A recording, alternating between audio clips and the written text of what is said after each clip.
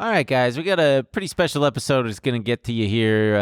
But first off, you know the drill. You got to check that disclaimer in the description box. Give it to our new man, Steve. Make his life easy. Steve. Click the See More button. Click that See More button, not Steve More button. Steve More, baby. Steve. Click Steve More to read about stuff. Guys, we got all new merch. We restocked Columbo merch. We got these new shirts and shit that are out there. If you want them, you better go crazy. TrillionaireStore.com.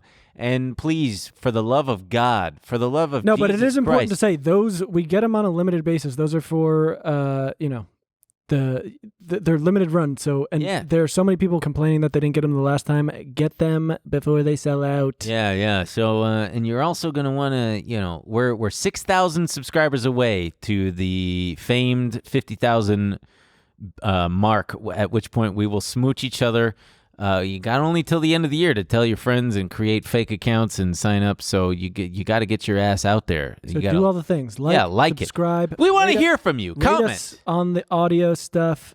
And now, should we get straight to this great episode with these great guests? Let's have a very realistic, totally natural cut transition to like a the Scooby-Doo interview. thing. No, that's this is The Wayne's World. Yeah, Wayne's World. All right, give us a Wayne's World.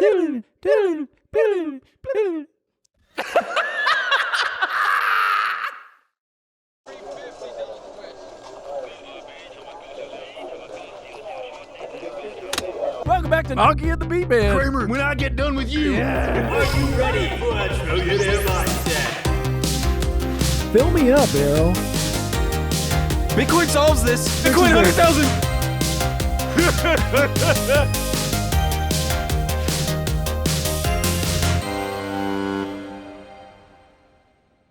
All right, guys, here's the deal. We got this boat, but we're not the most experienced sailors. That's seamen. Come on, man. We're not the most experienced seamen. We're not going to lie to you. Yeah. So we've been out to sea for quite some time now. We haven't seen any sign of life, but we have finally seen our first sign of life. Two hot singles. I would go as far as to say hunks. And hunks of YouTube meat. Let's see if we can get them on the boat. Yeah, let's. We're bringing out none other than Colin and Samir. Colin and Samir, welcome, Colin and Samir, to the boat. Permission to come aboard. Permission granted. Great. Damn, I fucked up my words there.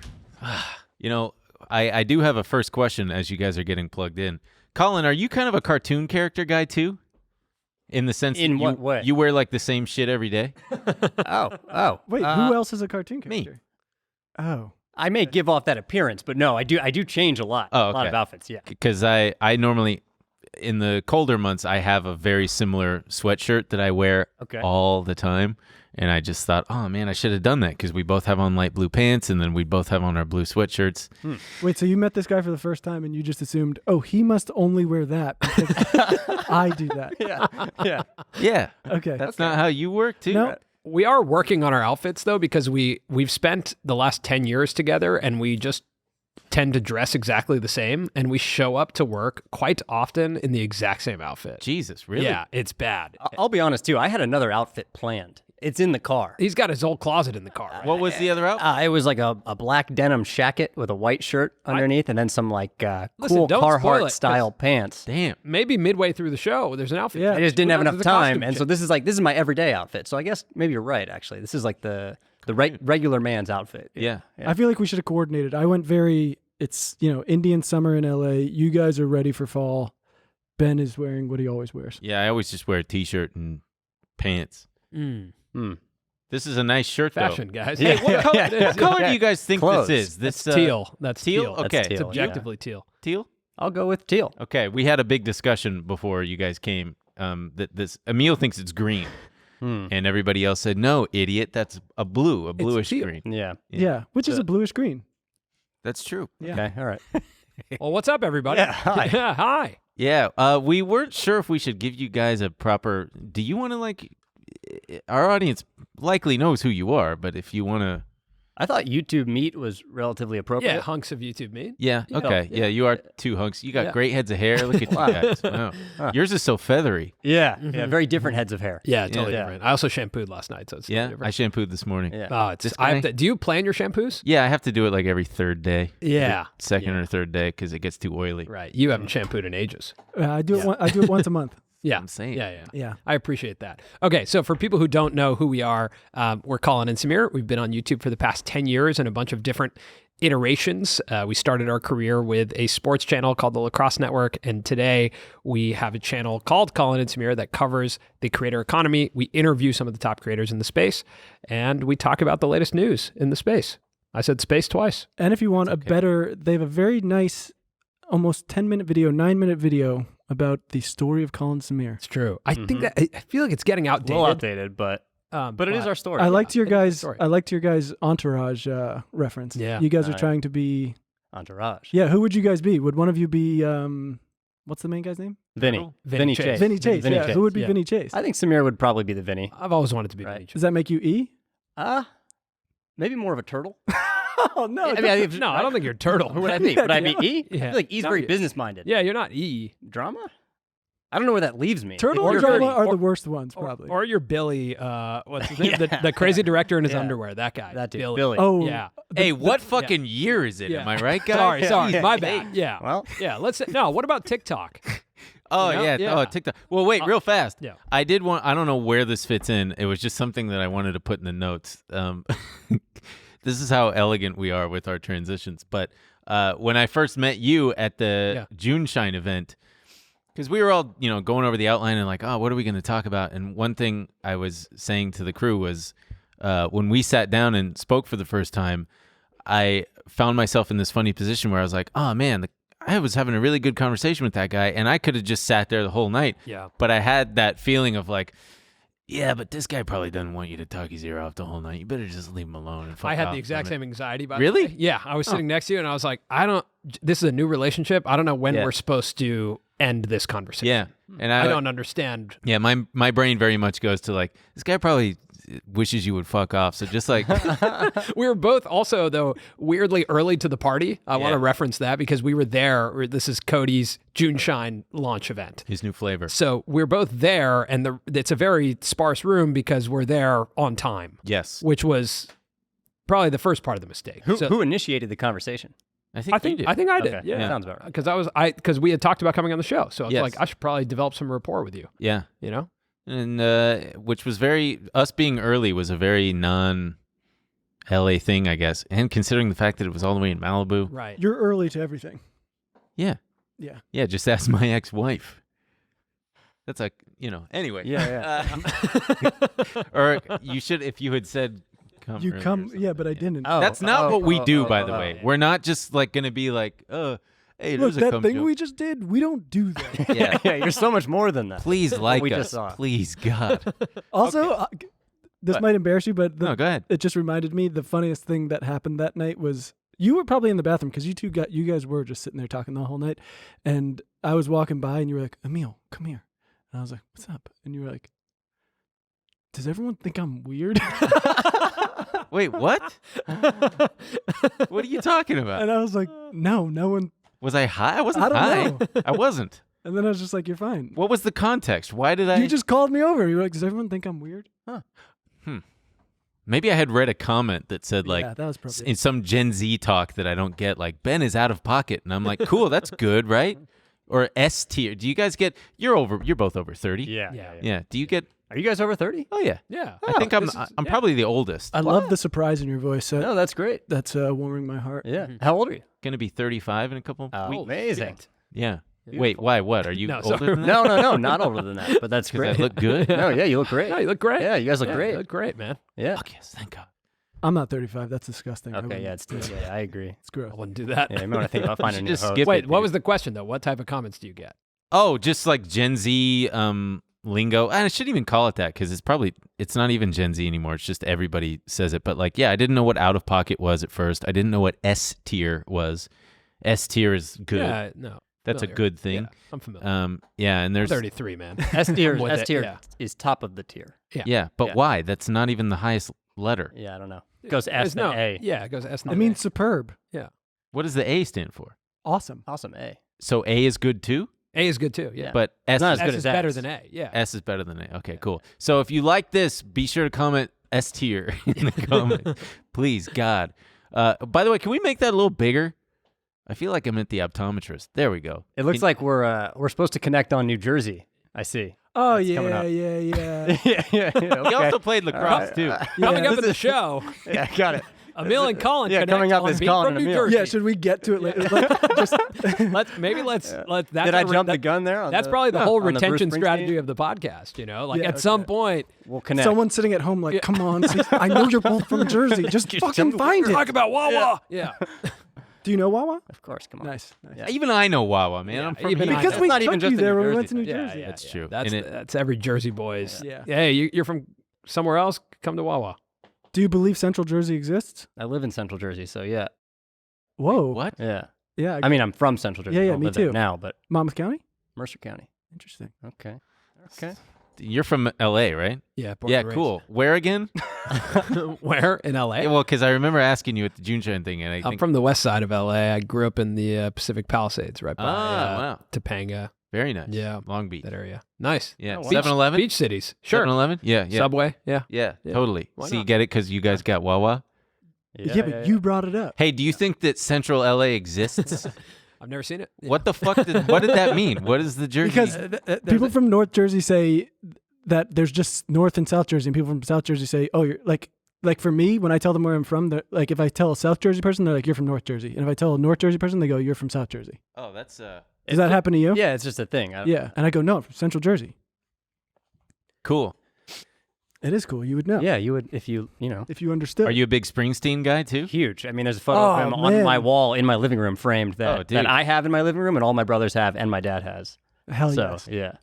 Wow, you guys. Yeah. Whenever I have to take a pee break, Okay. he pulls up Springsteen and Makes plays sense. Springsteen. And But we kind of go into why he's so great. You know, we talk about some. we don't. You do. Oh yeah. Because I'm Yeah, peeing. yeah. But I'm talking to the audience, and we're all talking We're all having a conversation about it. you know, some great Springsteen performance. Yeah. You know, Usually, you usually play a clip where he's kissing one of his band members. I really love the pictures of him and Clarence Clemens Yeah. kissing. I mean, amazing. Yeah. It's the ultimate male friendship. Wow. So that's where the creator economy used to be. Right. Right. That's the right. 1970s and 80s. Yeah. You Zoom got forward. Bruce Springsteen live on stage kissing his guy, and then you got us now on YouTube. Yep. Well, we are teasing, actually, no joke, that we need to hit 50,000 subscribers by the end of the year. Okay. And to entice the viewers, we're going to kiss on screen. How do you guys feel about that? Sure, man. Yeah, it's why great. not? Do You you have got a to do better- what you got to do. you have a better idea? As a 30-plus-year-old YouTube creator, you kind of just got to go for it, you know? But let me ask you a question. Why should people subscribe? For the kiss. Outside of the kiss. They come to the party. They're like, I'm subscribed. I'm here for weekly videos. That's a great question. They should subscribe because We're the only show that is fun about breaking down finance and politics news yeah, in a way that's not a snooze. Oh, that Very was good. That was Nice. nice. That Just was off the nice. top of That the was old dome. nice. Man, So- maybe I should stop shampooing. So maybe we should get into some finance and politics, Okay. Yeah. you know, in a fun way, though. Yeah. Yeah. Well, that's what we do. There was a gaping hole in the space. There's a ton of shows about finance and stocks, but they're boring as all get out. They just suck. Sure. And even I, as a professional licensed day trader, I don't get any value from those. I fall asleep. They're way too long. They're like 2 hours of a guy just going over charts and shit. And yeah, and a lot of it's over my head too, because they get into the real nitty gritty technical stuff. And yeah, I find myself talking to him about a lot of the shit, and he doesn't know anything. He's just a big dum dum. He's the good looks of the show. He's just there. And we and people seem to really resonate with it. So that's why people should subscribe. They're getting something. They're getting something. You said it better. Yeah, I was. Anyway. I'm sitting Let's there- go with Emil's. it's like- I mean, Emil rhymed. Rewind talking back. about I didn't have a Listen to Emil's pitch. Yeah. Today's sponsor is Public.com, an investing app where you can invest in stocks, ETFs, and crypto. What I love about Public is that it helps people be better investors, which is so important. We are on Public, and you can see what trends we follow if you search for us in the app. You can follow other investors and share ideas. People like Phil DeFranco, Graham Stephan, Cody Ko, Shelby Church, and thousands more are on the app. Plus, Public doesn't sell your trades to market makers like other investment apps. They route the trades directly to the exchanges. You'll get a free stock worth $3 to $300 when you go to public.com/Trill and create an account. So get started today. And for a limited time, when you sign up, you'll get up to $10,000 when you transfer your account from another brokerage, depending on the amount. See additional terms and conditions in the description. Again, that's public.com/Trill. Wow. Everyone was like, "Yeah, you nailed it," and then Ben's like, "Yeah, no, let me just redline it a little bit, note it up." Have you guys seen on Netflix? There's a documentary about the whole GameStop kind of era. Yeah. Have you watched it or no? I haven't watched it. I'm just curious because I couldn't believe that was already a movie. Yeah. It feels like that was so recent, like that whole wave during the pandemic, and it feels like to me that's when everyone got into day trading, and even when buying stocks and the meme culture and like the creator space all started to overlap in this Venn diagram. Mm-hmm. And you saw the incredible impact that internet communities could have on the markets. And it's actually something that when you zoom out, like what that revealed does seem like a really big deal. I'm curious your guys' experience with that time, because that's kind of when, unfortunately, I got a little bit into, I was like, you know what? No, everybody did. This is exciting. May I?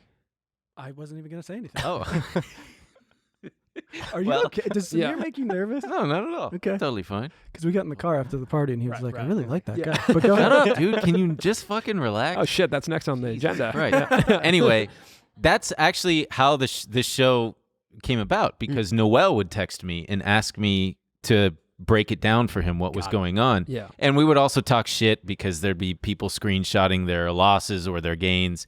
And then he said, "Hey, have you ever thought about doing a finance show?" And I was like, "Hell yeah. Where do I sign? I don't know. Yeah, what does that mean? Where do I even get started with something like that?" But it was equal parts cool and frustrating for me as someone who's been doing it for so long, seeing people with no experience.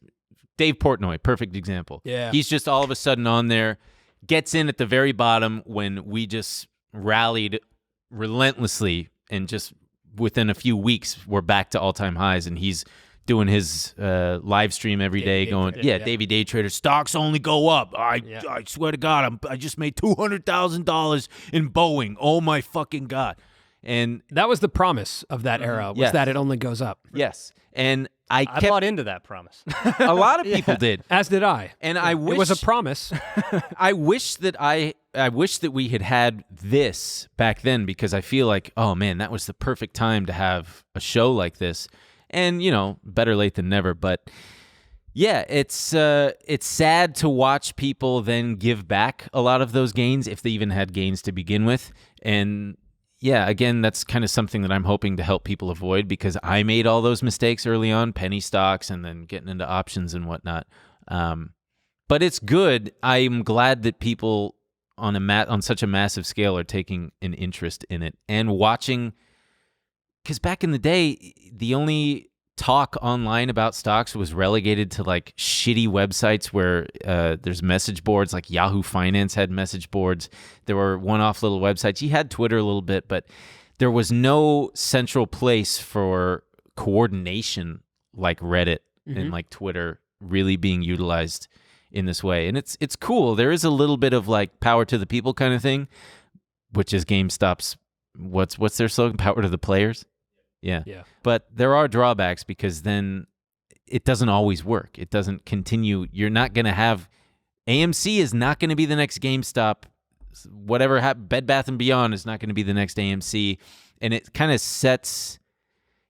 spoiled everybody, I think. Yeah, I think it also, for everyone who's brand new to it, it created this same sensation as gambling, right? Like, of course, it's like this holy shit feeling. And like numbers on a screen, whether it's subscribers on YouTube or dollars in your bank account or, stock prices, I feel like we can't really, you can't like feel them.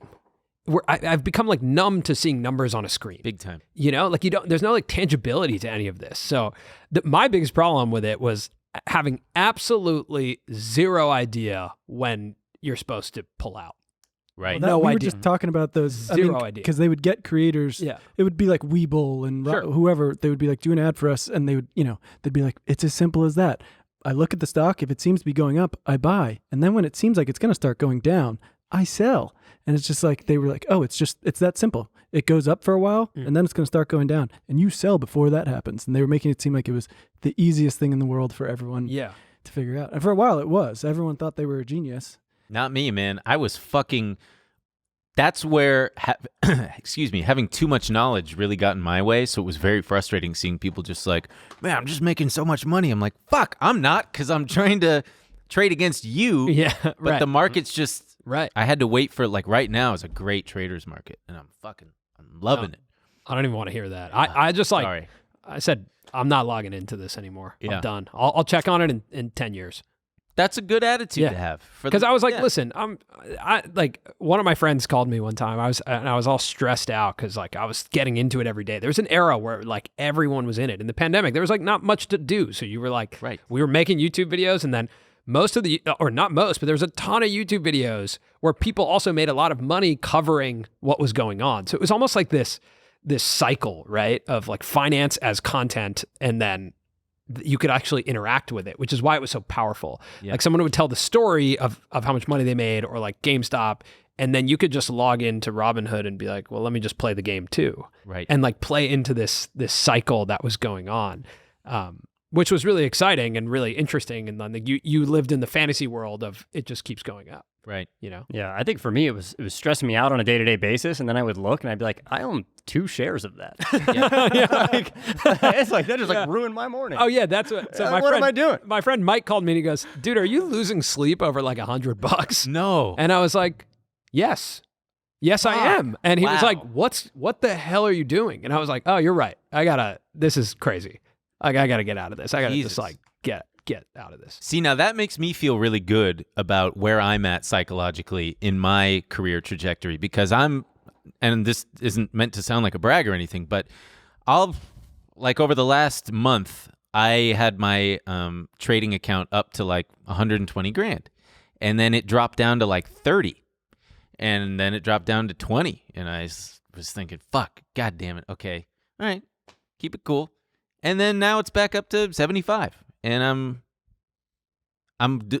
okay. That's not normal, but dealing I was with gonna say that sounds like a lot of fluctuations. $100 fluctuation. I'm like, God, I remember those days. Yeah. And now it's because mostly it's not my Wait, money. I'd way rather $100 fluctuation than losing 90 grand. Yeah, it sucks. But like, are you losing 90 grand? Like, you know what I'm saying? Like, what you have to now go back to whatever you put in and be like, Right. what, like that, all of that for me, like the volatility of that, I was like, I literally, there was one day I was just like, I only know how to make money the old fashioned way for me, which is like, I'm going to go working? make something and work, Yeah. and someone's going to pay me, Yeah, and that's how I'm going to make money. And I miss those days. there's a lot of great ways to make money, and I'll stick with those for the rest of. Yeah. I feel like you also very easily could have become a man of vices. I You know what I am mean? a man of no, vices. yeah, you are, but like you're very like you're in control. I of have your to vices. I have to really focus on being in control of my vices. What are your and- vices? Like, meaning like, okay, so like very, very simply, like right now, the only real vice I have is coffee. And that's it. Because, Oh, man, I thought it was going to be like Cigarette. the only Marlboro real Red. vice I have. drinking, gambling. Yeah. That's good though. Good for you. That's it. That's Coffee. it. But it's because I know how easy it is for me to slip into vices. I have to fill my time with like other things and get really into something. Yeah. And that happened with both like crypto and stocks during. Baby crypto. Yeah, because crypto, I was like, oh, I don't understand stocks, but I get crypto. It's all about branding and storytelling. I got that. You know, it's like, which one has the best storyline? That's essentially what people are buying into, is a story, right? Because at the end of the day, currency is a story, Sure. right? Yeah. I don't mean to get into this now, No, but I guess yeah, we're here. no. Well, We landed here. Yeah, it has value because we tell ourselves Yeah, it has value, and it. Yeah. yeah. Sorry, I didn't mean to like. No, but poo-poo it. that, no, yeah. no, yeah. But I'm just saying that's what, like, it's storytelling. Yeah. And that's like the fundamentals. Yeah. Let me just do my Vice real quick. But yeah, the fundamentals of storytelling apply to the reason we all believe in, any currency. I mean, that said, you called me frantically yelling about Doge Yeah, going up and okay, how much all right. money you were making. And then I was like, oh my God, this is crazy. I need Let to me get tell on you Robinhood guys. like right now. Yeah. I don't want to brag, but there And was I a couldn't time. find the confirmation email for Robinhood. And meanwhile, I'm still on the phone with him and he's like, it's going up, it's going up, it's going up. Did you buy it at the top? No, I'm just gonna say something real quick. I What? became a Dogecoin thousandaire, Fuck yeah. Good That's for sick. you. and it was dope. bought me a birthday gift. Did And you I bought him a sell birthday it? gift. No. Do you still have it? Yes. Fuck. It's gonna come back up. Don't you It'll worry. go. It'll But go back up. Probably. Here's the rule. For everyone watching, it always goes back. I can't even say that with a straight face. Yeah. Lack of education is like a real problem, and because it was such a exciting vice. But that was like what Colin's saying, like the vices that needed control. Like I had these little moments of validation that I was right and right early too. Yeah. I actually I bought Bitcoin in 2013. Good for you. Fuck yeah. Well, Mm. okay, Wait, yeah, storytelling. Let me finish the story. So, I bought it for it was at like $750, something like that. Maybe I'm wrong. Maybe it was earlier, but whenever it was whatever year that was, I bought 2 Bitcoin. And for me at that time, that was a lot of money. We weren't making much money as creators. We were just like, doing our production work and making money here and there. And I was like, sure, I'll buy 2 Bitcoin. And it then went down to 500, and I was like, fuck this, I'm out. That was the early sign of me being like, I probably shouldn't be involved in this game at all. Yeah. But yeah. You didn't hear HODL. Huh? You didn't hear HODL. Well, that wasn't even a brand at the time. Right. Had that been, a hashtag at that time, maybe I would have. I don't blame you. I would have fucking lost my, so what? You lost like $500 $500, and you're like, fuck this. Yeah. I bought like 5 Bitcoins at This shit for nerds. 1,000 and I sold them at 1,500 and I felt like Mr. Cool. Yeah. And I thought, I'm not touching this again. I made a little money and then we all know what happened. Right. But I'm glad you said that about feeling, what did you say about like feeling confident and the social media thing? Because one thing that I've noticed a lot about the rise of social media and the rise of Reddit and everything in the wake of the GameStop stuff and COVID and everybody being at home and everybody getting into the game is everybody is an expert kind of now. And not everybody, but the people, like I'll read a Reddit. Yeah, but post. now those guys have pivoted. So all those guys who were running TikToks about finance stuff in their portfolio, now they're all fitness guys. It's just all gym stuff. That's funny, probably. But No, I'll it's read. real. Thank you. Is it real? Look at Did Liver King used It's to very be? good. Look at the agenda. It's literally next on the agenda. Fuck. TikTok finance bros turn into fitness guys. Oh yeah, there Yeah, it is. you see that? There it is. And Wow. we've got Yes, some I links. certainly see that. Yeah, But right under Ben was nervous about if Samir liked him after June shot part. do people? You guys can't see the agenda, but it's clearly right there. Yeah. shit. But there are I'll read a Reddit post that's super lengthy and I'm like, wow, this person really knows what they're talking about. They're really intelligent. Holy shit. And then at the very end it's like they reveal their position size and it's like I've got $2,000 in this position and I'm 19. And I'm like, "Oh, this is just I forgot that we're still in that age. It's just the next iteration because I experienced the same thing on the Yahoo Finance message boards where like all you have to do is be really good at branding, really good at selling whatever stock that you're pumping, and people will believe that you are an authority. People will believe, and that's something I wanted to bring up later, but like, for example, just this last weekend, my TikTok was loaded with financial experts who are talking about, did you see anything about Credit Suisse this weekend? Yeah.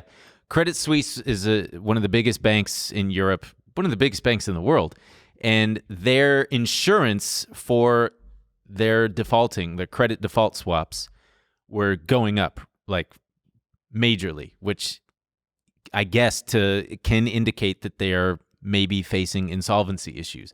So everybody's doing the green screen thing where they're like pointing like, guys, look at this, Credit Suisse. Some woman called it Credit Suisse, and I'm like, oh, so you don't know what you're talking about because you can't even say the fucking name of it right. But Credit Suisse's credit default swaps are like going through the roof. Everything's about to get really fucking bad. And then I get like prepper guys being like, I'm telling you, within the next 2 days, you guys better all go to the store and buy stuff. And then there's all the nuclear war stuff. And I started to kind of feel it myself. I'm like, oh shit, man, maybe I need to start shorting the fuck out of everything as soon as Monday hits. But then Monday morning before the bell, I'm like, wait, I've been in this situation before where if everybody online especially is talking about doom and gloom and everything's about to fucking crash and tank, it's probably not gonna. And I felt really good because I'm like, oh yeah, this is where my experience comes into play. And this is where it's really a hard thing to develop, but just being able to separate yourself from all of that FUD, as they call it. Sure. And making a wise decision. So I went really long on Monday and yesterday and today, and that's kind of how I saved my account temporarily. By the way, I'm not always on the brink of like losing my shit. I just had a bad month, but yeah, it was. No. Lay off him. No, he's like pretty cool. No, you're cool, right? Yeah. Yeah. Meet him at a party, you'll like him. You guys don't think that I'm weird, right? No, you don't think that I'm too weird? No, I don't look no. like a Big Bird. Yeah. I don't look like the human version of Big Bird, the Sesame Street character. Because my brother Never used to went say through my that head shit once. to me all the Never went through my time. head. No. And then when I see my side profile, I'm like, damn, that does look like Big Bird.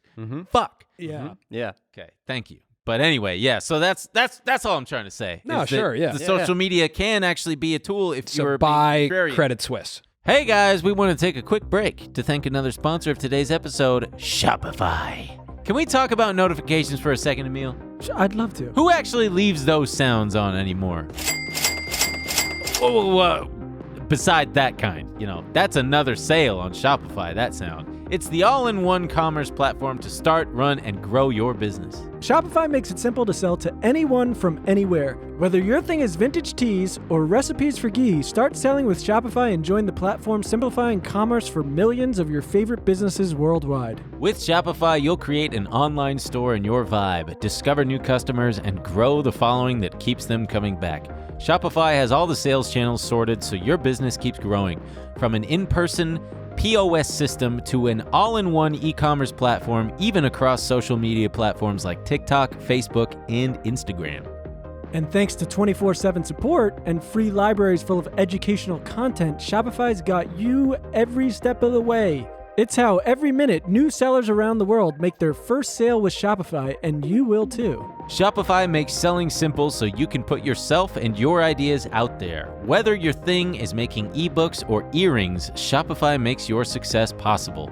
When you're ready to launch your thing into the spotlight, do it with Shopify, the commerce platform backing millions of businesses down the street and around the globe. Go on, try Shopify for free and start selling anywhere. This is Possibility powered by Shopify. Sign up for a free trial at shopify.com/trill. All lowercase. Go to shopify.com/trill to start selling online today. Shopify.com/trill. So what did you do? Yeah, what did you say? I bought a bunch of call options on the S&P and on On the Dream SMP? on the Dream S&P. What's that? I got some laughs from in here. Deep Thank creator, you. yeah. Yeah, Oh, sorry. shit. Yeah. Oh, is that the guy? No, they'll get it. Your audience will get it. Is Don't that the worry. guy who just revealed This is his why fate? Samir Yeah. didn't like you. Though. Yeah. Like Dream SMP, Dream SMP went over your head and like call option put, whatever that was, like flew over. He didn't even say put. You just did threw he that say? out. That was cool. Yeah. Wait, what is the Dream S&P? Oh boy. I don't even know if we should. Oh, man. Let someone. Here, I'm gonna say this. What Is are you, it dirty or 30? something? Explain it. 35? I'm gonna say this right now. Explain it in the comments. Okay. And I think that's a great thing to do. Is like let's make sure your audience who knows about the Dream SMP, they're gonna explain it to you in the audience, and you'll be able to Can understand. I guess what it is? And Yeah. you don't have Yeah. to tell me Okay. right or wrong? You guess what the Dream SMP. All right, I will tell you. I will Ben-splain it to you guys. So the Dream S&P was SMP. MP. MP. Fuck, now I really don't know what it is. Because I thought it was S Is it the guy who and P. revealed his face? I already asked that. Yeah. No, Emil's asked it better though. That was right. Yeah. Thanks. He's so weird. I don't know. That's why I didn't come talk to you that much. Right, It's just like I can't. You were like, I don't want to be associated with his energy. he just puts off a bad vibe. Right. That's why. Back is starting to sweat. right. See, it's like this kind of stuff. Yeah. Oh, No. I forgot that you can Yeah. hear me. Yeah, and we can Shit. see it too. Yeah. Are you this deep in the game as well, Emil? Like, are you No, waking up in cold sweats about No, I don't even trade. calling I, and like, shorting and longing? I just I just put money in like index funds. Yeah. Because Cool. Smart. oh man, I would go. I can't do like we play a fantasy football game and like on Sunday I'm like, I'll just check my phone at 11 p.m. because I would just sit there and look all day. And go. I mean, we watched that one game with Zach and Waleed, and I had guys in the game because I don't watch football, and I was just like, they were like, relax. I was like, this motherfucker, he's fucking my whole shit up. Yeah. I don't have that. I understand why it's more interesting if you're like betting on sports to watch it, but I just can't get involved. I know. just can't. I can't Devices, get involved. man. Okay. Because you would I've end never up, told like, this story. owning the whole betting I don't ring. even know if is I've the told you problem. this story. And this is like not, I guess it's not, it's just representative of who I am. I was one time at a 7-Eleven. You know about these. Oh yeah, they're an LA staple. Yeah, you've heard It's about like these? Wawa. Although I went to UC Santa Cruz. And so I was up in Santa Cruz and went to a 7-Eleven to, I don't know, buy a Gatorade or something. And there was a lottery ticket. And I was like, never bought one of those. Let me buy one. And it was a scratch. It was one of the scratch, and I scratched it. And it's like a bunch of different ones. And I won $5. So you bought now 5 he's more. in. That's exactly right. That's exactly how they get you. That's how they get you. Pretty amazing. So then I was like, now I have money to buy 5 of these. And with 5, it 5x's my chances of winning the big pot, $250K. So I bought 5. And then I made 0 on those 5. Yep. So then I spent my $5 on the next set of lottery tickets. And I went home and I was literally like, wait, this is the thing. This is how they get you. Right. But I'm susceptible to that. So I can't get involved in any of this. Do you guys think that Mr. Beast will eventually come out with his own line of lottery scratchers? Because as you're saying that, I'm like, that kind of works. Yeah. I could see. Yeah, I mean, I doing think that. arguably he already has, right? Like when he launched his Feastables chocolate bars, like there was like a Willy Wonka golden ticket in all of them, and they were scratch off. Like you literally would scratch it off, put the number into the website, and see if you won something. And I think some of the prizes were money. Jesus. So, like, I think he's done it. Yeah, but I don't think he'll do it. Like Jimmy cares a lot about his fans' experiences. Yeah. So I don't think he would do it in a way where like that, you're buying a chocolate bar, your expectation is you're buying a chocolate bar. Mm-hmm. The golden ticket to be in one of his videos is a cherry on top. It's a surprise and delight that's like additional. Mm-hmm. But I don't think he would do it just as like a buy this thing for an opportunity. Yeah. You know what I mean? Like you are buying it for the chocolate. You're buying it for the chocolate, and then there's an additional layer of gamification on top of it. Yeah. And I think that's what he'll, continue to sit in of like, okay, he launched a burger chain. So, okay, why are people going to buy burgers, but what would make it a little bit more interesting, right? Right. Yeah. If the burgers are made by your favorite creators, if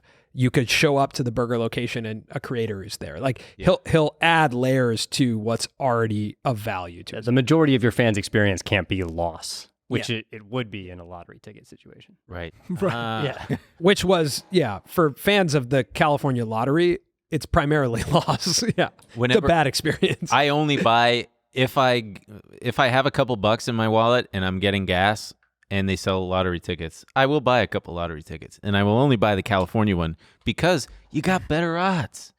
The Mega Millions, it's like between 1 and 72, the numbers. California Lotto, it's like 1 in 45. I'm out of this He game. told me to do. I was doing it I'm for a out of while. the game. My problem is I fantasize, and so if I have a lottery ticket and the numbers haven't come out yet, I'm like walking around going like, okay, Might well, be so too. I'm gonna do the thing where you wear the mask to go get the check because you don't want people to know, and then Oh, so you go all gotta the way. fucking. Oh, I'm wow. like, Oh, you've you already go all won. the way. Yeah. and I'm like, you're getting lawyers and accountants. We're setting up trusts. We're figuring this whole thing out, and I'm just like, I can't live like this. I don't go there. I've like in college, I bought those lotto tickets, and all of these little experiences have just reinforced to me that like that's not my world at all. Like I don't know if I'll ever make money through investments beyond like handing the money to someone and saying you invest this in a in an index fund, which is much more comfortable for me. Speaking of Jimmy is his name? Jimothy, Jimothy? James. Yeah, we got his actual name is Jimmy. we just got Jimmy big timed Donaldson. so hard. Ben said Mr. Beast, and you were like, Jimmy My intention. Think about Jim. Yeah. We actually call him Jim. My intention was to make you guys feel less than. Yeah. Well, yeah. succeeded. Yeah. Jim, I saw turn down this $1 billion offer to buy. What was it exactly? They offered to buy his everything, His channel, all of his like brands. his So, holding company. yeah, had his all holding of his company, brands, yeah. all of his channels. Yeah. and he said no Mm-hmm. because he thinks that he's going to be bigger than that. Obviously, that's why you would turn down $1 billion, is because you think that you're going to be worth significantly more. I'll I guess like offer my opinion on why because we've spent a lot of time with him, and was it about like a year ago we released our 2-hour interview with him, and one of the things I was most interested in was asking him about his relationship with money. And something that was really interesting is that he kind of talked about how he grew up without a relationship to money. They didn't really have much money, so it wasn't like connected very much. He didn't feel like he had a lack of it, but he just didn't have a relationship with it. It was always a tool to unlock experiences. And the more and more time that I spend with him, it's not like he has this crazy house. He doesn't have a crazy car. He said multiple times, he's not that interested in buying material things. So at a certain point, I think all of us can experience, you make a certain amount of money, and if you're not interested in buying material things, then what do you use it for? Hunting humans. Sure. Yeah. Yeah. But it's basically just I think from my experience with him, his what motivates him is the game of YouTube, and the desire to create and explore the where this platform goes. Meaning we haven't seen the numbers that he's pulled on videos, right? We really haven't seen someone regularly get 100 million views on videos, or push into 250 million views and attract that much of an audience. And I think right now, I would say that seems to be the most interesting thing to him, or even expanding to his, channels in multiple languages and doing that. Oh yeah, I saw that. That's so smart. I mean, my perspective on him is that he's a competitive storyteller. Yes. He looks at what's happening in traditional media and thinks that sucks. I could do so much better with that type of budget. And I think he sees YouTube as an opportunity to continually push the bounds of what can happen with storytelling. Yeah. And I don't think that number, $1 billion for us feels really crazy, right? If someone offered me $1 billion, I'd be like, I don't have a roadmap towards that. In my opinion, with all the different businesses he's building, he has a roadmap himself towards that. So it would be almost stepping out of the game early and relinquishing control of what he's doing. And I don't think he wants to relinquish control, because I think he obviously knows something that a lot of people don't know, or a majority of people don't know, the way he's built what he's built. Well, it also, I think in the clip he says that it was that he doesn't want to give up control, and it also sounds like money's not that important to him. That's what I mean. Money's not. He likes using it to do the things he wants to do, but outside of that, I guess I would be curious to hear your guys' answer, because I've thought about this a lot recently as we went through a lot of years of not making money, uploading YouTube videos, trying to make it as creatives, but just not making money. And you almost stopped at a certain point. That's right. Yeah. I mean, Colin. Yeah, we actually did stop. We actually did. I moved back to the East Coast. Shit. We stopped, but you couldn't see it from the audience's perspective, because it wasn't that long of a period of time. It was a month. We had made the decision, but we're still releasing content. And then Colin moved back, and we got this crazy opportunity with Samsung, and they came in and gave us an annual sponsorship. Oh, wow. And that was he had already moved to Philadelphia, and I was in LA, and they offered us that. And we kind of were oh, yeah, shit. Now. So you guys had decided we're not going to make any more videos. Yeah. You were gone. Yeah, because we were primarily making money as a production company, and we did a couple brand deals, but it was, for $5,000, and that's just not enough for two guys in LA who are pushing 30, if not over 30 at the time. And we just decided we didn't go into this to be a production company, to make videos for other people.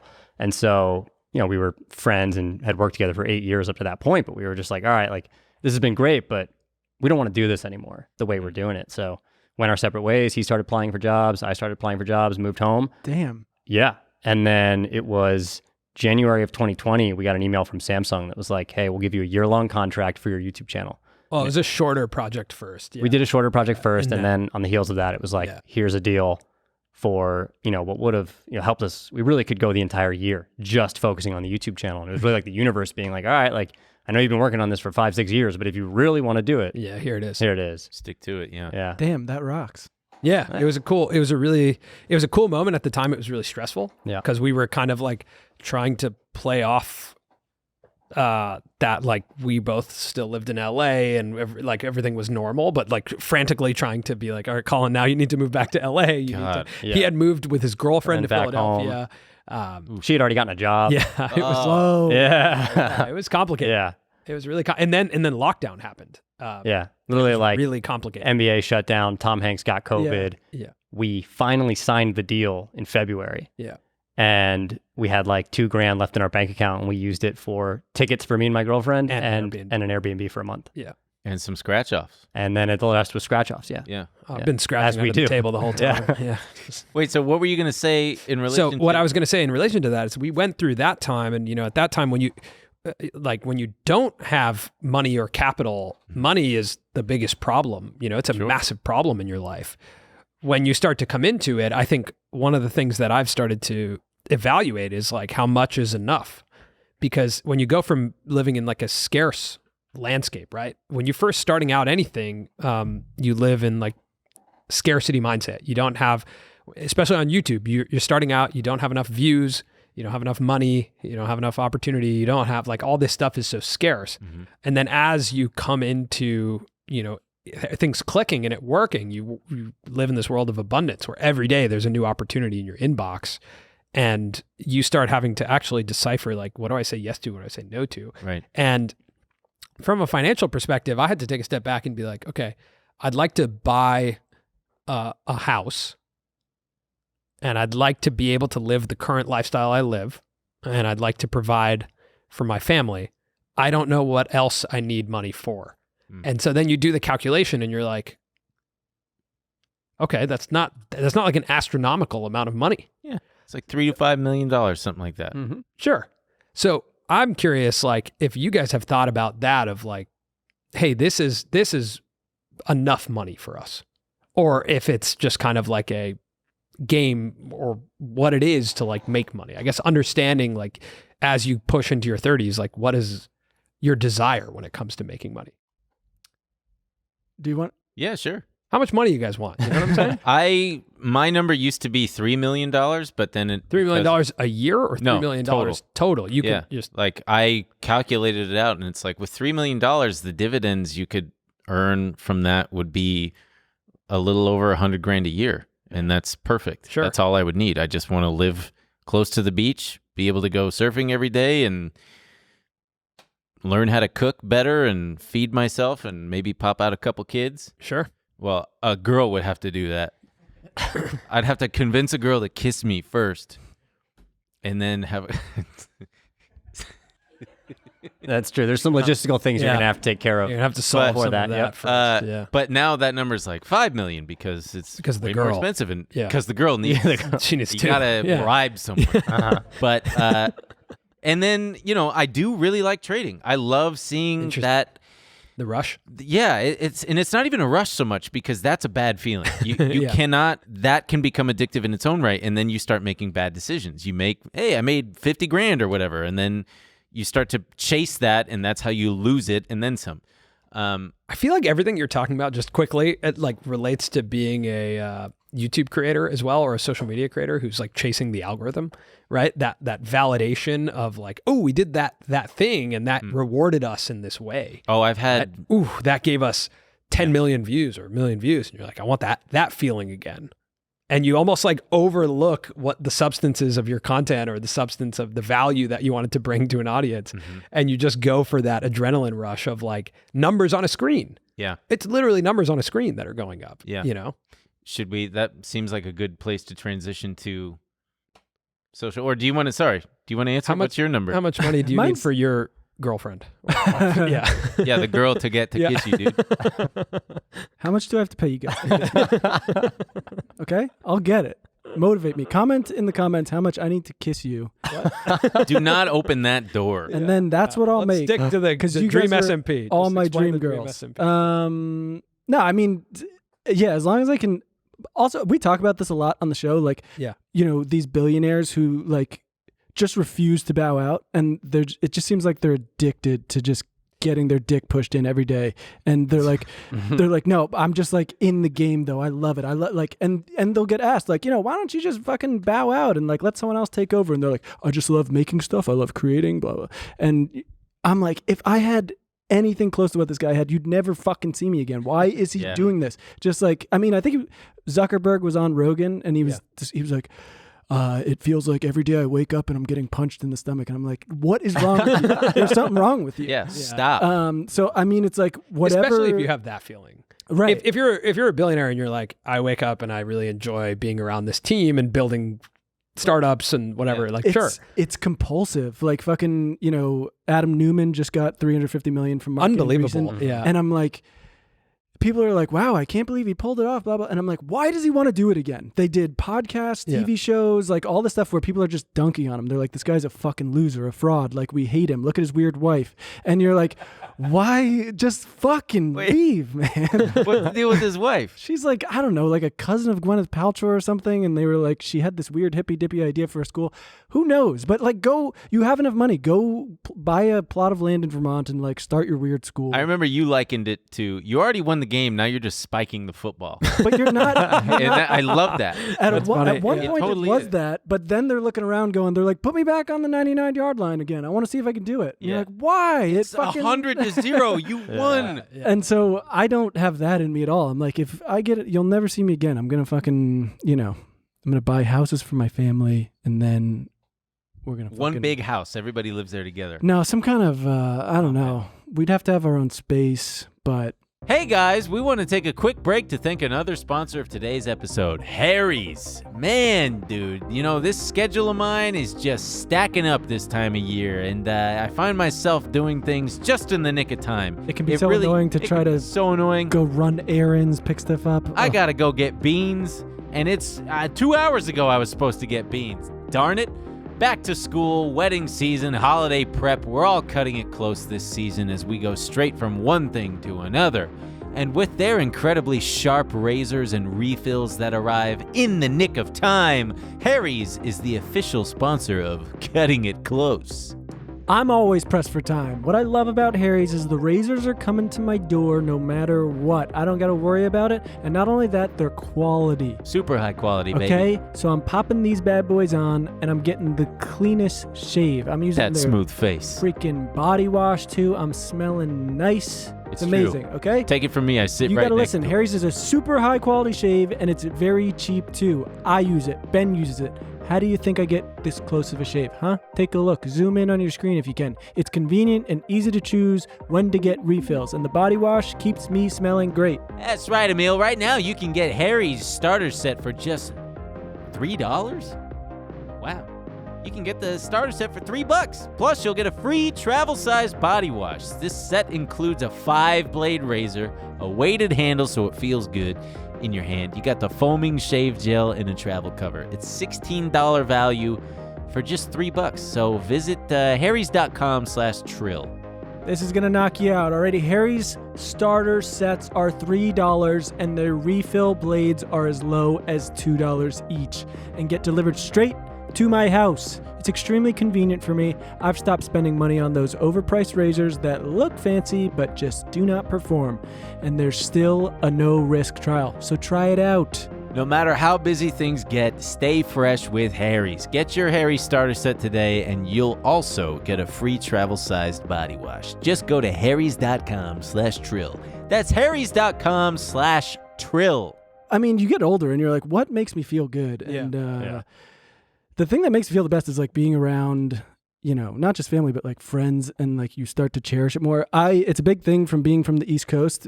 It's hard to be in LA. You realize it's so hard to go to weddings. Like you get calls from your friends and you're like, does this not connect with you I at think all? it's time to connect. For New Jersey Yeah, no, I had the conversation with my brother this morning, and I've had it with him all the time. I think I find it to be really difficult to live here. Oh, it's so hard. I have these conversations with friends and I'm like, I forget how many kids they have, and I'm like, oh shit, I haven't met that one yet. Yeah. And these are like, people I grew up with. I love them, and It's Same. I feel so removed from that conversation, and then I get reminded when I get on the phone with them or something, and sometimes even my own family. Like I know, obviously, like my nieces and nephews and stuff, but I'm so out of the loop sometimes out here.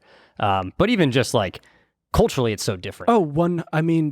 Dude, I go back to New York a lot to see friends and stuff, and the people there don't exist here, and so I've just realized how important that is to me to be around the people who just make you feel like the most yourself, and like, oh man, Do you think money's gonna get people to surround you? no, but I can fucking get the fuck out of LA, buy a fucking brownstone in New York, and just ride my bike and hear people shouting like, fuck you.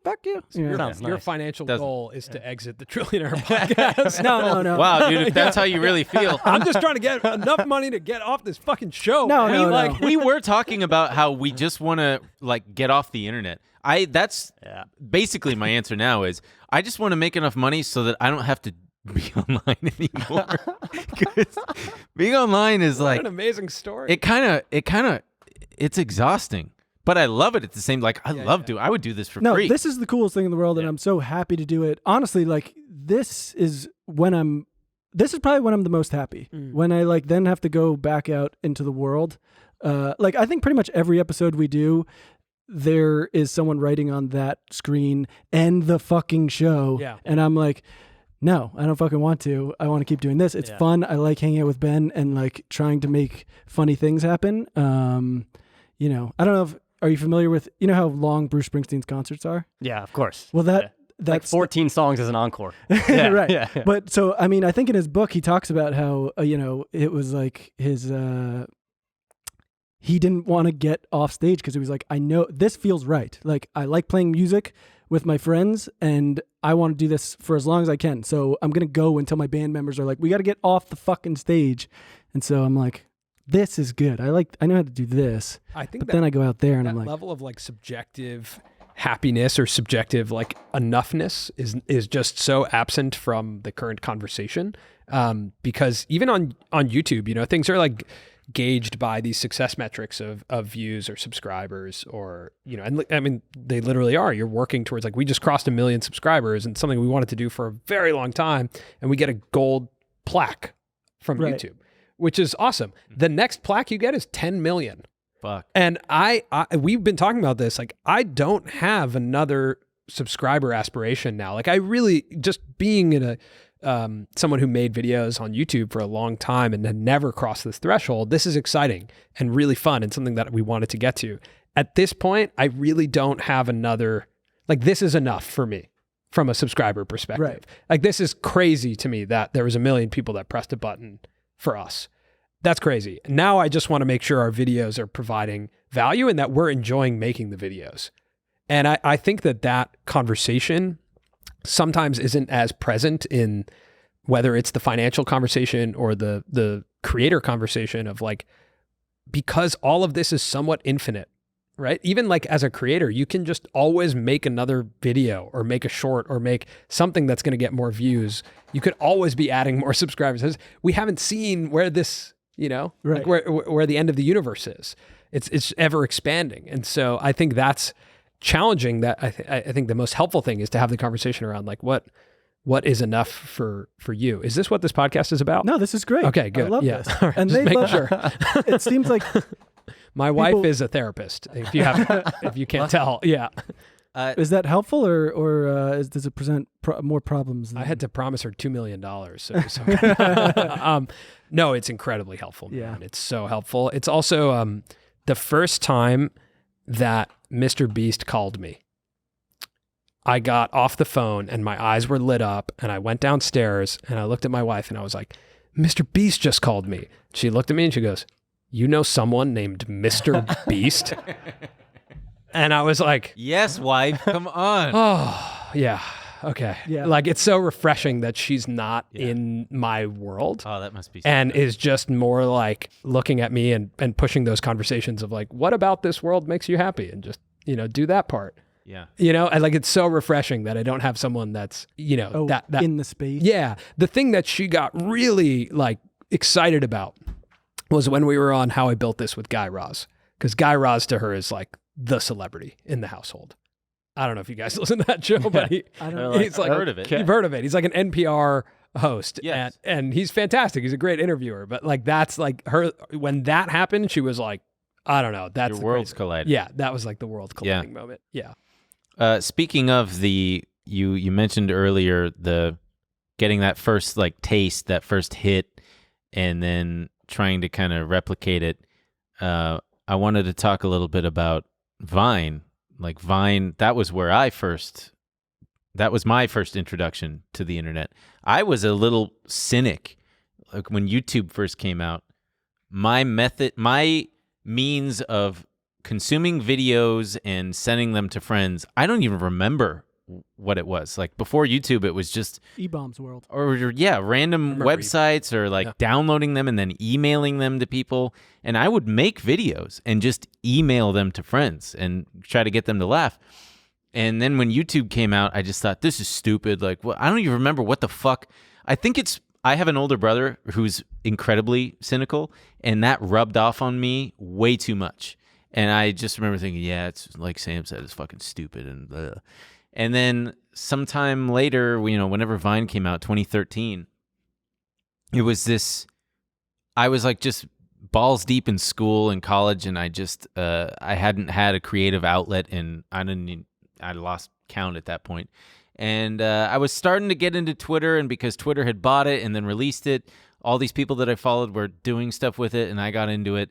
And it wasn't for like a year on it that I would see any kind of success, but I eventually, I started figuring out, what do people like, but also what do I like doing? And I liked making jokes and making people laugh on there and doing funny shit. And when it started, like there was a kind of algorithm thing going on with it. When it picked up, it was like, oh shit, now I get it. And I didn't know yet how the money might come, and it never did with Vine. But I don't know where the fuck I'm going with this. But it's just you're talking about like the first rush you get of like posting something and then having feedback. Yeah, and people, that is a crazy people rush. telling me like, I like that thing that you did. Yeah. Keep doing that. Yeah. Dance, monkey. And I liked that. I thought, okay, cool. And you danced. You like that, and I'll dance for you, baby. And I had a couple things that I did that people really liked. And What'd you do? Yeah, do one of the There things. was a see if we like it. Yeah. That's it. Let me see the dance. Oh no! I can't. Now everybody's watching. Do the thing. There, just look up my fucking Vine compilations or some shit. I don't But like, know. what type of thing? You're like doing voices, talking to yourself? Yeah, there was What's, like, one series. It's kind of hard to explain. I got one. I can do it for him. Yeah, do it. Because someone sent one of his I'd never seen his Vine. Someone sent one. He goes like, Oh, here we are. Oh, you're gonna Oh. terribly. No, Ben Con this Vine. is great. Yeah. 20 minutes. Just but a parakeet. Oh, shit. Does he get it? Oh, Okay, these are just random. Like on, that's hold my on. dog Wait, eating a let fucking us- mosquito. This line is brought to you by Aveeno. Aveeno. It puts the Aveeno on its skin, or it gets the Jergens again. It goes in fast. That's a funny. Okay, You don't need to explain it. You don't need to explain it. No. You can't because there's no titles. Like what the fuck is this Whoa, shit? Whoa. Oh Jesus Christ! Oh, that's See? funny. Yeah, you That's get funny. it. Okay. Anyway, one of them was. Wait, I can't hear anything. Yeah. What's happening? Scary, Uncle Ben. Let's do it. Do what? nice. Okay. So anyway, there was one. great. There was one series where it again, man. I summed up movie plot lines via a fictitious character in those movies. Yeah, fictional. Thank you. Yeah. What did I say? Fictitional? Fictional. You make him nervous. Yeah. No, I'm fine. understand, I'm fine. yeah. But that worked, and like that really, people really liked that shit. And then when Vine ended, everybody went to YouTube. Some people went to YouTube. Cody being a great example. Yeah. Cody, he had no problem just saying, okay, fuck it, I'm gonna go start this again. And I remember when he crossed like the 5,000 subscriber threshold, and I was like, damn, that's cool. I should get into YouTube. But then I thought, nah, man, I'm too late. It's Amazing. You're like, I'm too late. too I'll get in 10 years from now. Well, I thought, I don't know what. I'm 23. There's no future over there. For me. Well, I thought, what's my thing gonna be? Because until that point, all I knew how to do was Vine. The lotion comedy. You could have done the lotion. Fucking, So he does a bunch of those. He goes there were like fake ads. yeah, it's funny. That was This one Vine's thing. sponsored by Nalgene water bottles. The bottle and the. Thanks, No, man. Emil, you're doing Thanks great. for summing up my You're thing that I now I did. get the vision. Yeah, Yeah, good. that's funny. That's what I'm saying. I You like gotta do it for him. Yeah. I like seeing Yeah. the Then, thing. but then, okay, so then I had years without making anything on the internet, aside from like tweeting, just like making stupid jokes. And then a couple years ago, I really liked the show Succession, and I was really high, and I was doing a couple impressions of a couple of the characters, making myself laugh. And long story short, I made this parody video where I am all the different characters, and I sum up the first 2 seasons in it, and it like blew the fuck up on Twitter, not even on fucking YouTube. Someone ripped it and put it on YouTube, and it got like 1 million views. made And I was like, yeah. damn, that sucks. And I commented, and I'm like, hey, this is mine. Can you just like put my name in the fucking this is the second one. That one. God, What pisses me off? Series. What Yeah. pisses me off? Well, I did this the 3rd season. I made it twice as long. I incorporated 2 new characters, and it didn't even get as many views. And I thought that this one was way funnier. But that gave me, when that first one really took off, I was like, oh, I forgot how this feels. This is so good, and nobody was giving me any feedback. It was just something that was born out of an idea that I had, and it made me want to like get into other shit and do more things. And then now we're doing this podcast, and I want to start doing like longer form stuff, but it's hard. What's stopping you? It feels like from idea to final product, there are so many steps in between. There are. Yes. And that's it. Yeah. There are. That's this thing is it's hard. There are It's not s- an, it's One like step at a time. Yeah. yeah, there's like we can kind of name the people who make up this modern democratic creator landscape. And that's because there's not that many, because it's hard. Right? Like, Yeah. it's fucking hard to do this. Yes. To have an idea in your head and then have it play out on video and then figure out how to distribute it. That is a hard thing to do. Like, it's incredible to me that it's the most desired job right now, amongst young people, is to become Yes. a creator. Why do you think that is? Because I think actually you take YouTube creator out of it, and it's like fame was always interesting, right? Being an artist, being a creative, that was always interesting. We always watched stories in the movies or in plays about people who had done something that everyone respected, or people were able to gain notoriety or fame through doing an act. And I think that's always been exciting. And then it became democratic. So now you're a kid and you're saying, wait a second, I have a phone too. So now you have this belief that it's possible. So to me, of course, it's the most desired thing to do, because it's possible. But that doesn't mean it's going to happen. Like, there are so many steps in between. I have a phone and an idea, and this is my career. There's unbelievable amounts of steps there. And there's that double-edged sword of, it's democratic, which means people can downvote it. People can not like it. It can flop. And that, I think, is also a deterrent for someone like me. Is like, I don't want to even... They took the downvote, but you can't even see the downvotes. Yeah. That's true, man. Thank you. Yeah. It's very true.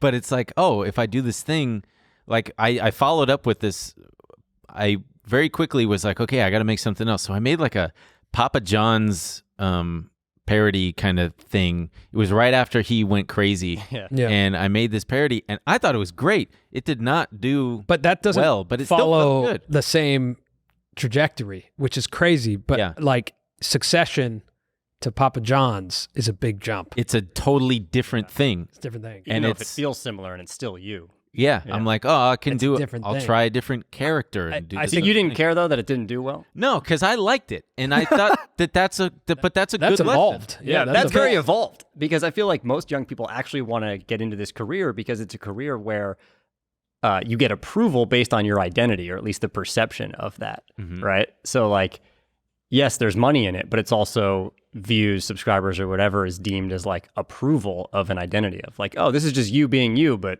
33 or 60,000 or 100,000 people have watched it and said like, yeah, like I'll watch you guys. That's great. Yeah. So it's much harder to go the inverse way and like have a negative reaction and then still feel like, oh, okay. Yeah. All right. And it's not even that it was negative. It just was like, it was just underwhelming. It was just, because I did it months after it was still topical. There's something Colin said in one of our podcasts recently around we used to think this was the business of self-expression, like monetizing self-expression. But actually, like when you think about what you did with the Succession one, like probably what the audience wanted was a part 3 and a part 4 and a part 5. And it's we talk about the spectrum of artist to distributor. So an artist is someone who has like something inside of them. They want to say it. Whether or not we had phones, whether or not we had the internet, there's always been artists, right? Artists want to express something. A distributor is all the way on the other end of the spectrum, who's like the studio executive who's making the decision that they want another Spider-Man because it puts butts in seats, right? And as a creator, you actually have to kind of find yourself in the middle of that. You have to think like a distributor of like you have to empathize with what the audience wants next. But if you hate making it, you're not going to last. So you also have to have that artistry of like, I want to express this. So the creators that have lasted the longest are somewhere in the middle there of artist and distributor. They have to be able to think like, what's the next thing that this audience is expecting from me and what do they want? And then you have to see if that overlaps with what I want to make, right? You think about like on TikTok, this account, To Touch an Emu, this guy, there was like a drone that went around him and he danced kind of subtly. I love that. Amazing. Yeah. Do you want to watch him do something different? No. Who knows? Probably not. I don't care. Keep doing the dance thing. Yeah. Man. Dance, dude. Yeah. Isn't that kind of depressing though? I mean, Yeah. especially No, when it you're is, talking, but that's what I'm saying. I'm saying that's the reality. Because it's not the business of self-expression all the time. But I think before all of this, there was, this always existed, right? You had to make sure you were giving people what they wanted in some kind of way, or you didn't. I mean, there were people who were like, I don't care, and they died broke, and then later people found their shit, whatever. Right. But which is completely also fine. That's the business, or not the business, but that's just being an artist. But I do think it, that guy's probably not the best example, but I'm sure there are a lot of people who feel trapped in this thing they got famous for now because the internet blows you up, and they're like, I just want to do something else. I'm the dancing buck guy. And we'll never get, not only that, like, it's just like, we'll never get to see it, or like, we won't give it a chance because we're like, no, you're that fucking thing. Especially you're not an artist. In a world of this many creators now, like this much content that I can consume, Yeah. the way we're consuming it in like a very rapid, pace between shorts and TikTok, like we are at this point. I think the scary thing about some of these platforms and how they're building is that we are almost not interested in the creator themselves. We're interested in the feed, right? The stream of like this algorithm getting better and better at knowing what to feed us next. The reason why I like YouTube and YouTube Shorts is because then at least the short can lead you into the channel, which has a environment of the creator. On TikTok, we always say, like, if you take the top creators and you just take them off of TikTok, it's still enjoyable because the For You page is enjoyable. So it's not really about the creators. It's about you creating content for their stream and essentially creating like a surface for when someone learns, when the algorithm learns, like, oh, this person really reacts well to cooking videos. You make cooking videos that people watch all the way through. Now it's in. But right? do you think that that's just because I agree with you, and but is that just our like old guy perspective? Are there people like the people who have like 70 million TikTok followers? Are they, let's say they're 19, 20 years old, are they logging onto TikTok with a completely different objective? Are they viewing them as the personalities that they are? Would their TikTok experience be different if they were suddenly gone from it? Their favorite creator? Yeah. Maybe. I wonder. Yeah, maybe. I think we've seen a lot of the biggest TikTok creators transition over to YouTube, similar to Vine, right? Your experience. Like some of the biggest creators today came from Vine, which is so interesting. And I think you learn a lot in short form content that can then be applied. You build an audience, you learn a lot, but you have to transition them over to a longer format space. Eventually. Because making money on TikTok is non-existent. But it's also like you're reducing the depth with the audience. Like this, if someone, the people who are here beginning to end on every single one of your podcasts, you have an incredible depth with them. They're listening to your voices for longer than they talk to their mom during the week, probably. Sad. You guys. Yeah. Call your moms. Call your mom. Call your moms Please. or dads or whoever's alive. significant your parent, other. Yeah. Your guardian. Yeah, your guardian. Call someone. Yeah. But you're not talking to them for 2 hours. Yeah. You know? And you guys are doing the show for sometimes 2 hours, right? Yeah. Between that and like bonus content, we are really, Yeah, some people spend a lot of time with us. Yeah. In their ear. Like you're occupying the space between their ears, like in their head. You know? So like your depth of relationship there is way more than a like really catchy short form piece of content that I pass by. So do you think, I don't even know how to phrase, well, I guess. Wait, can I ask a question? It just says, do you like websites? As we're like talking about this, I'm curious, how do you guys feel about the instant feedback that creators get now, that like artists get now?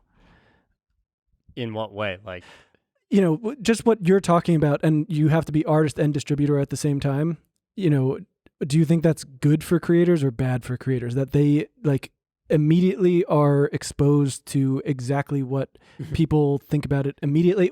And you know, that might not even be the real thought. Like, how many times have you sat, you know, listened to an album and you're like kind of pissed and you're like, that album sucked, and then you come back to it like 2 weeks later and you're like, wait, this album is one of my favorite fucking albums. And so like, but you just get, if you are an online creator, you get whatever person that mood's in an immediate like, I hate this fucking guy. Sucks. I mean, the amount of Emil times sounded like shit. Ben is more, you know, willing to interact and stuff. You know, if someone leaves a negative comment or something, he'll be like, because sometimes people are surprisingly negative or whatever, and Ben will be like, "Whoa, I'm sorry, man, I didn't know we had that effect or whatever," and the person weirdly like backs off and is like, "Oh, I don't even know why I wrote that. I didn't. oh yeah, I don't mean that at all. I love you guys," and it's this bizarre thing where as someone creating something, you're like experiencing it with an audience at all times, and not only that, they can then like DM you and be like, I don't like you, and you're like,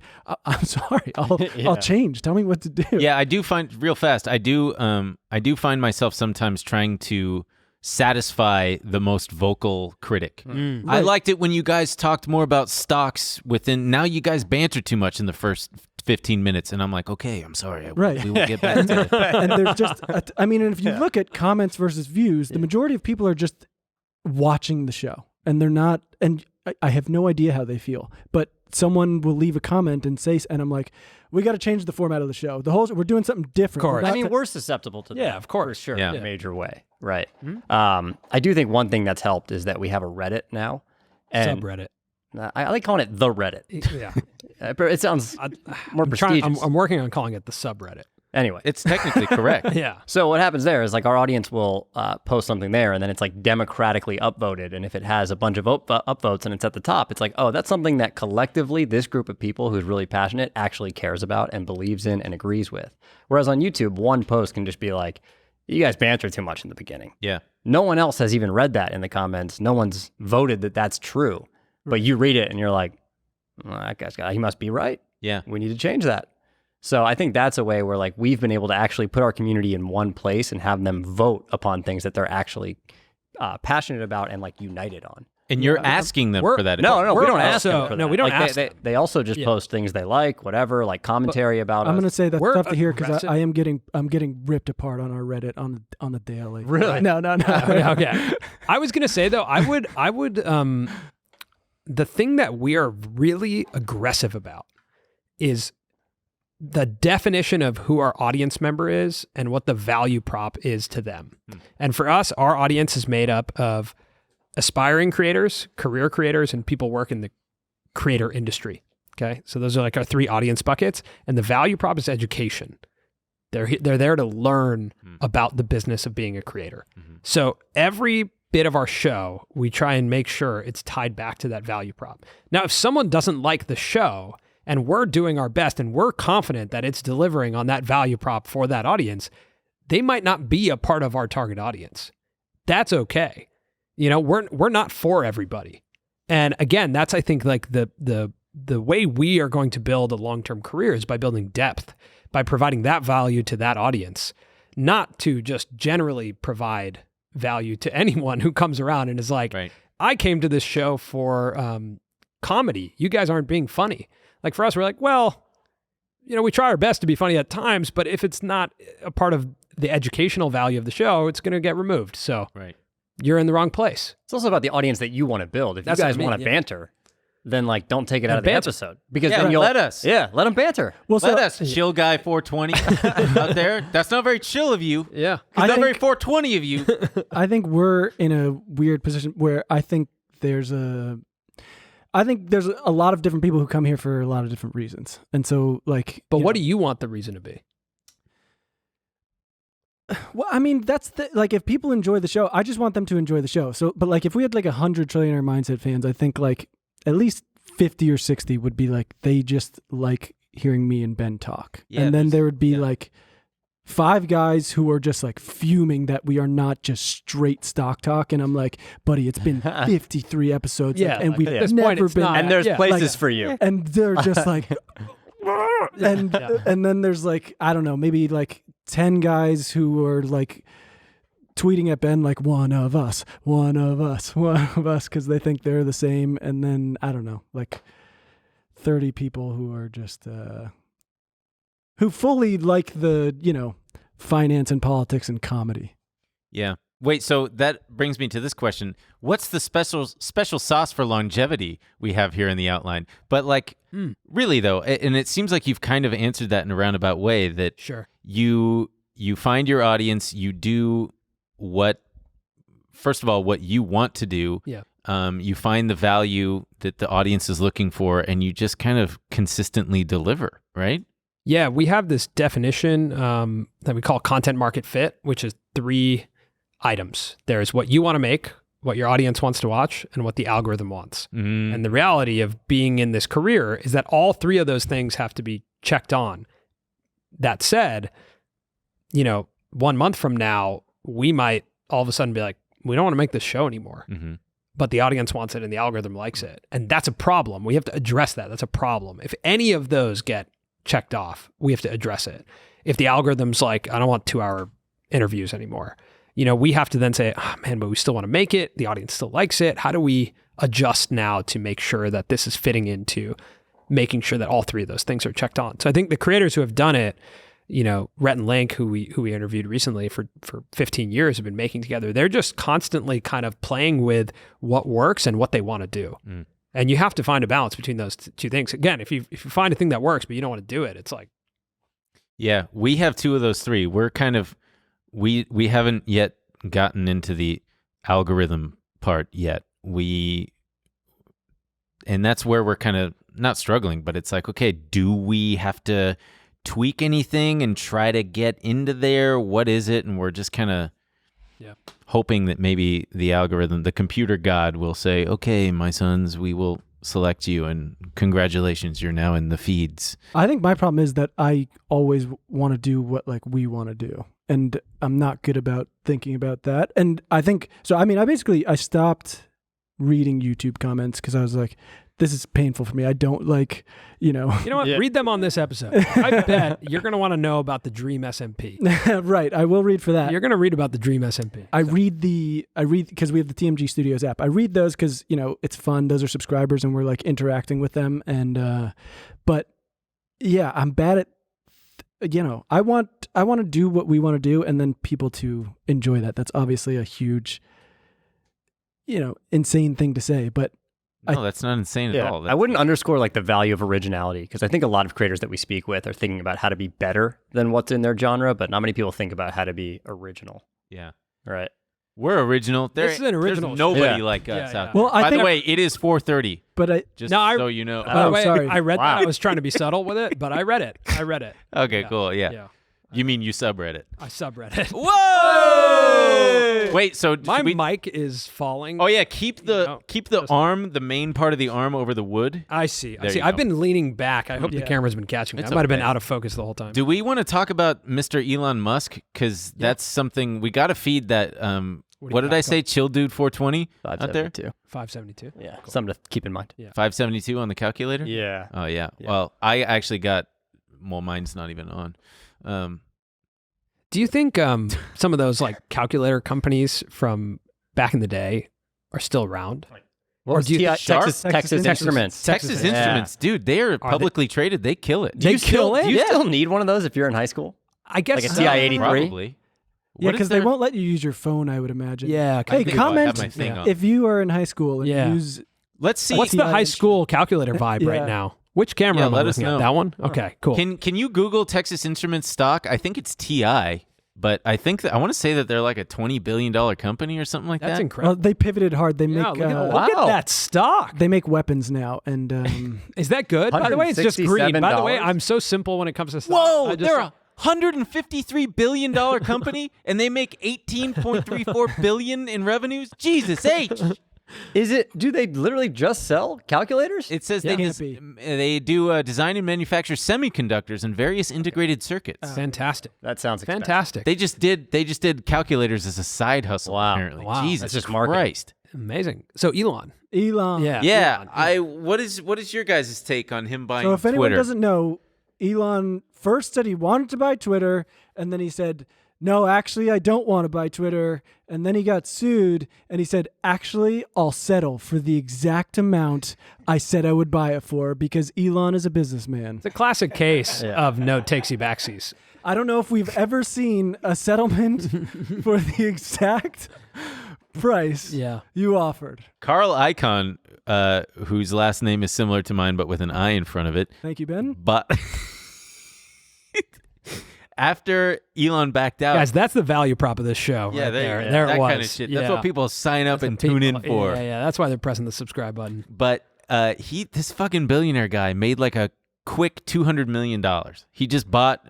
I guess he probably read the tea leaves and figured he's either going to get forced to buy it or he's going to do it on his own. So when the stock dropped after he backed out, this guy bought however much, $100 or $600 million worth or something, and now he just made like $200 million fucking dollars. You know what? Good for him. Good by for the him. way. Yeah, that's great. it's, That's great, man. Jesus. I'll tell you what. I'm not logging in to Yeah. Robinhood. Yeah, I'm not logging in for 10 years. I still get the tax document emails from them, and I'm just like, fuck off, Yeah. man. I had like $11. But so, are you guys big on? Do you use Twitter a lot? I just want to disclose I do own 3 shares.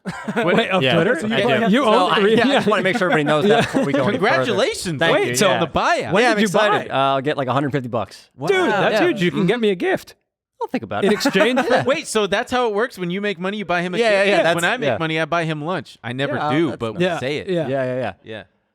I'll think about it. Yeah, Again, I don't yeah. know. Yeah, this is like this got a level of pretty nice success gift. is new for me, Yeah. and I'm What kind of gift do you buy? What'd you get me? A getaway? I haven't used it. He yet. hasn't It's used like it. You It's been can 2 use. You can like years. go to a It's been 2 cabin. years. You can go to a cabin and Yeah. You got to use it before. I know. Probably Or gonna you lose it. expire. Yeah. I don't even know where the slip is.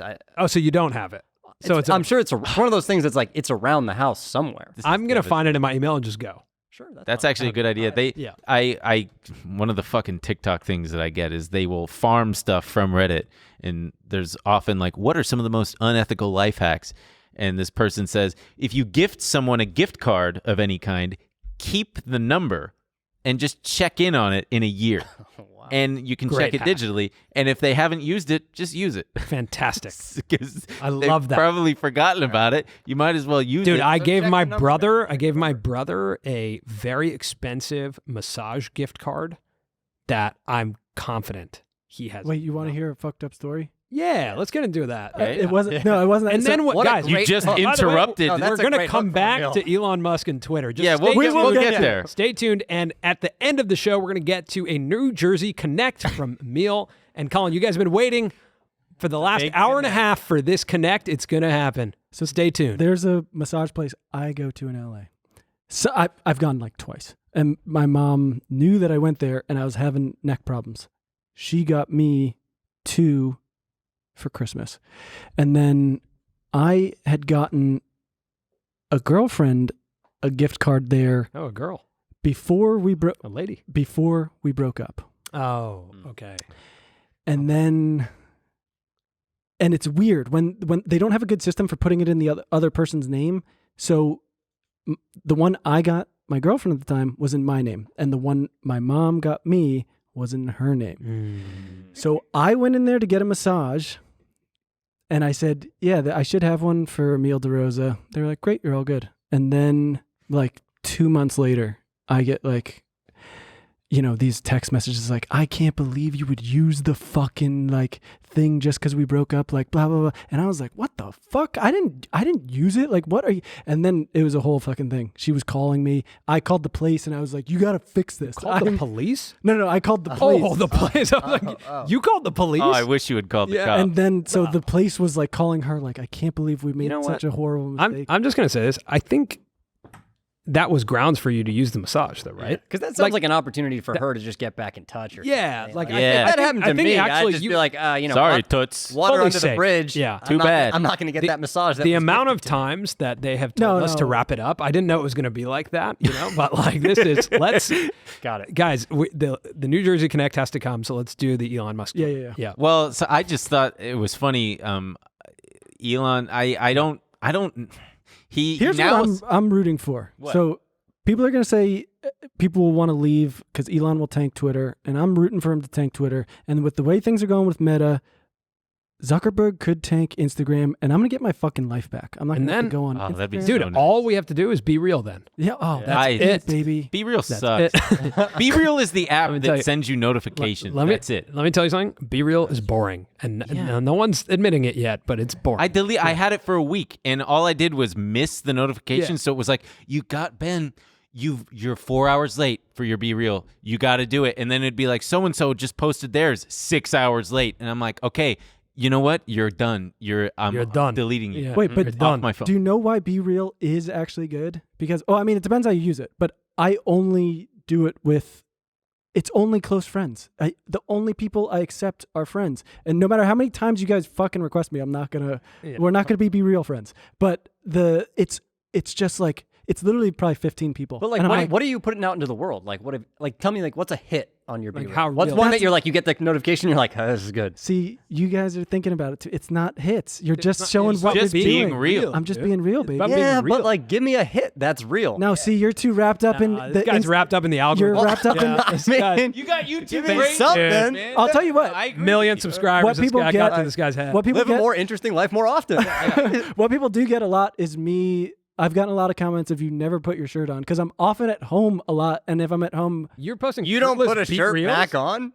no, if it That's comes a nuts move, yeah, dude. I just want to say it. That's a Wait, nuts move. what? Hey, And if you were also, built like him, you'd have your I shirt know, off all the but time, too. Do you just Also- feel liberated because you can't be judged? Like that it's like, I got to be real? My I shirt's feel off. like What am I the supposed to people do? in this room cannot believe we haven't covered Elon Musk Twitter yet. We have 'Cause just what? continue that. Yeah. He's just such a Wrap up soon. Please do not go so long. This show is look, boring. they do this every Why do week. you We keep can go as long as we- talking? What are the hell are you guys talking about? is You guys your- should see this agenda. It's unbelievable. This is Emil's Bruce Springsteen This is night Bruce encore. Springsteen. Yeah, This is the we're 14 coming- minute Like, we will go encore. Yeah, 18 yeah. songs. All right, so the next topic is stocks. Do you trade?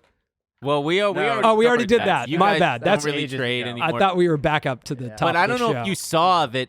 We'll wrap it up with this. Let's wrap it. Elon Musk said that he's now buying Twitter was the first step toward creating X, the everything app, which is just fucking great. It's a great idea, and I love it. I can't wait to see what X, the everything app, is after he's done sending everyone to Mars. You're gonna feel real and stupid when it fucking- works. Yeah, when I have 1 million followers on X, you're gonna feel Probably really time dumb, for early man. adopter. Yeah. When I'm kissing my cat girl robot on Mars on the X app, Jesus Christ! Here- It's just here's the thing. I think Twitter is going to substantially change. Like, Yeah. of course. I think a lot of people are gonna leave. It's going to substantially change because actually right now, like the basis of the platform, if we just take a step back and look at how it runs, the reason why some of the decisions were made that he didn't agree with is because it needs to be an ad safe environment. Like these are all advertising platforms, or essentially these are like television networks, and someone coming over the top like him and buying it and privatizing it, you have no idea what his view of what this should be looks like. And that's the first people to go are going to be the advertisers. I mean, imagine a world where he allows like Andrew Tate, right? It's to, true. Like, run Yeah, rampant. Truth Social. Then you have a lot of advertisers who are like, oh no, we're not going to agree with that. And then the advertisers, there's no more pressure, monetary pressure to keep it a certain way, which actually creates some level of rule of law there, right? Which is what people don't want. What Elon Musk and that contingent is like, I don't want rule of law here. I want to be able to say anything. But without advertisers, you can't charge the user, because his belief then too is it should be more of like a public good. Yeah, but he's got enough It's a town, utility. like it's a utility. It's a town hall. He's got right? enough money to make it. So then, how do you make money? I don't think he if wants advertisers pull out. The problem is he doesn't have to make money with it. So that's But actually in some way, you have to keep it going, right? Like there's a lot of cost. Well, now that it's private, Yeah. I mean, I guess he's just gonna just has to pay the bankroll it himself. Yeah. Who the fuck? Well, his plan is to take it private, fix what's broken, and then take it public again in a couple of years, and hopefully work his Elon genius brain, superhuman energy magic to turn it around and make it, a good looking package that now it's profitable, and now they've gotten rid of all the bots and shit, and then go public probably for $100 billion, twice for what he bought it for. But I don't see that happening. I think what's strange for me is I just never expected a world where these mega billionaires would start buying companies off of other mega billionaires. Yeah. Right. Where like Jack Dorsey is he is famous. He's a celebrity as, a founder. I never thought I would see a world where like Elon Musk would come in, or someone would come in and eventually buy like a Zuckerberg company or something like that. Yeah. I just wonder if in years and years and years to come, like, does Mr. Beast buy YouTube? Just imagine that. Like, imagine if like big creators just buy the platforms, because Elon's a creator on Twitter, right? Yeah. He's one of the biggest creators. Like, just imagine that world where it's like, Beast Tube. yeah, Does he let Trump back on, or does he not let Trump back on because he knows Trump's a better tweeter? It's tough. He I have will let it- absolutely no idea. Absolutely. He will let him back on? Yeah, I think he said so. All right. Anyway, All right. final thoughts. whew, We should do a if you're- segment like this. If you're still with us, thank you. Should we go Thank for you. the last New Jersey connection? Should we Here go we go. favorite Here it Bruce is. Springsteen song? Ooh. This is too hard. I don't Yeah, know that's if I too could- hard. Yeah. I mean, Let's just talk I about mean, Rosalita Duncan. is just like, Come on. Come when he plays it at the end of the show. that's phenomenal. What about Jersey Shore Spot? Where do you go? Oh man. Ben, you're not a part of this. Sorry. Yeah. Whoops. Big Asbury Park guy. I mean, just because obviously. Yeah. Right. And yeah, I used to go. Well, it was funny because Asbury Park, it was like you didn't go there as a kid. And then all of a sudden it just turned into this like. Did you go there as a kid? A little bit. I All think right, guys, I'm going to head out. I think our Greek And, church was by I'll that. see you guys later. Wait, here, Ben. I do have an LA question. What's your favorite freeway? Oh, this is why everyone This hates sucks. that. Me, it's got to be This the sucks. the 105. You the guys should 105. leave. Get out of outta here. The 105. Enough. It's brand new. It's the newest one we We're got. over here talking about culture. And like Plus, it Asbury was in the Park. movie. All you Speed. guys have is freeways. And burritos. We have burritos. Get out of here. Burritos. Fucking go to Burritos. 7-Eleven. Yeah. Anyway, hey, where Whatever. can people find you guys? Just search Colin and Samir. And if you're really into the world of creators, you want to learn more about that, we also have a newsletter that we send 3 times a week. It's called The Publish Press. You'll find that also anywhere you search Colin and Samir. But thanks so much for having us, guys. This was Yeah, great. thanks for having Thank us. you. so This fun. was really fun. We could have gone longer if some people didn't Yeah, say, yeah. "Hey, shut the fuck up." Yeah, you guys- We're kidding. We love you, and we know We're on a tight ship over here, yeah, guys. we really Like, do. We're yeah. going to do our Bruce Springsteen show one time where we actually do 3 hours or longer. Yeah, and we sweat and stuff. Wow. You're getting a little hot. and Yeah. sweaty. I'm a Yeah. little sweaty in here. Yeah. Anyway, so long, folks. We love you. I don't know where to Bye. look. Bye. This week on After Hours. Do not suck Do us not out. suck us off. My ex-girlfriend was on Sesame Street. I haven't even been to war and my penis doesn't work. Sign up on tmgstudios.tv to watch the full bonus episode.